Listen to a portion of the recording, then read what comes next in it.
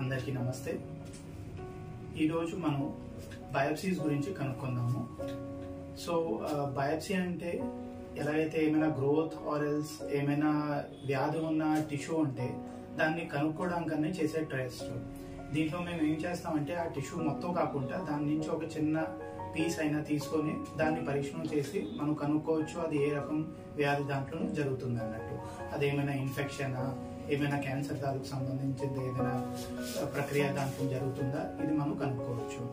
So ఇది వచ్చేసరికి biopsies ఏ రకం ఉంటాయంటే ఇన్సిజన్ బయాప్సీస్ అంటే దాంట్ నుంచి ఒక షార్ప్ ఇన్స్ట్రుమెంట్ ద్వారాగా ఒక చిన్న పీస్ని కట్ చేసి తీసుకోవడం.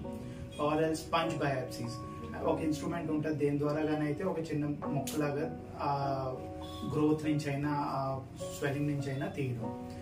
ఆర్ ఎల్స్ క్యూరేటింగ్ బయాప్సీస్, అవి చేసేవి ఏంటంటే ఎక్కడైనా ఏదైనా క్యావిటీలో ఉన్న టిష్యూ ఉంటే దాన్ని ఒక రకంగా స్క్రేప్ అవుట్ చేసి ఆ టిష్యూని ఎగ్జామిన్ చేయడానికి. ఆర్ ఎల్స్ ఇదన్నీ ఏంటంటే ఇవి చిన్న చిన్న పీసెస్ ఒక వ్యాధి ఉన్న ఏరియా నుంచి తీసుకోవడం. అదే కాకుండా ఎక్సిజన్ బయాప్సీ అంటే మొత్తంగా ఆ పీస్ని మొత్తం అంతా తీసి దాన్ని పరీక్షణ చేయడం. ఎలాగైతే కొందరికి లింఫ్ నోడ్స్ అన్నట్టు గడ్డలు లాంటివి వచ్చేస్తాయి, ఆర్ఎల్స్ చేతిలోనైనా ఎక్కడైనా ఇలాంటి గడ్డలు వస్తే వాటిని మొత్తంగా సర్జరీ చేసి తీసి దాన్ని అప్పుడు ఎగ్జామిన్ చేయడం. అది కాకుండా excision biopsies are else large specimens, దేంట్లోనైతే మొత్తంగా సర్జరీ చేసి ఒక టిష్యూ ఆర్ ఎల్స్ ఆర్గన్ ని తీసి ఎగ్జామిన్ చేయబడదు. Thank you.